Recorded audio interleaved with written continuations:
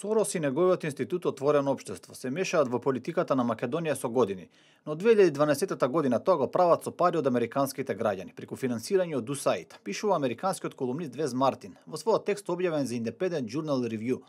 Мартин пишува дека Сорос троши милиони долари во обид да купи влијание и да се инсталира во македонските медиуми во политиката, при што спроведува неуморна кампања против партијата ВМРО ДПМН, а во полза на СДСМ.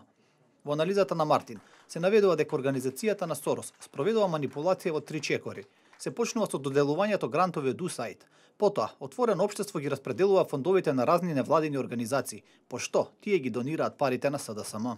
Најголемиот дел од грантовите на USAID преку мрежата на Сорос одат во истиот мал круг организации и луѓе кои што се блиску поврзани со целите за подривање на институциите и на политиката спроведена од владата, создавајќи ситуација на целосна контрола врз медиумите и јавното мислење и рушењето на легитимно избраната конзервативна влада на ВМРО ДПМН. Во моментов Сорос и неговата организација ги употребуваат новинарите и медиумите за да ја промовираат пропагандата во Македонија, без да се регистрираат активностите што ги спроведуваат и лажните вести што се обидуваат да ги шират. Како што наведува американскиот аналитичар, крајната цел на ваквите постапки на Сорос е да воспостави целосна контрола врз државата за креирање сопствена полза и за спроведување на негови агенди.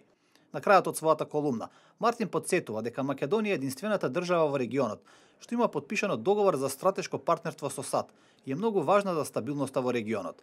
Затоа, колумнистот испраќа апел до американската администрација да не дозволува злоупотреба на американските фондови од страна на Сорос во неговите обиди да влијае на иднината на државата и на македонските граѓани. Затоа што, како што пишува Мартин, луѓето во Македонија не заслужуваат такво нешто.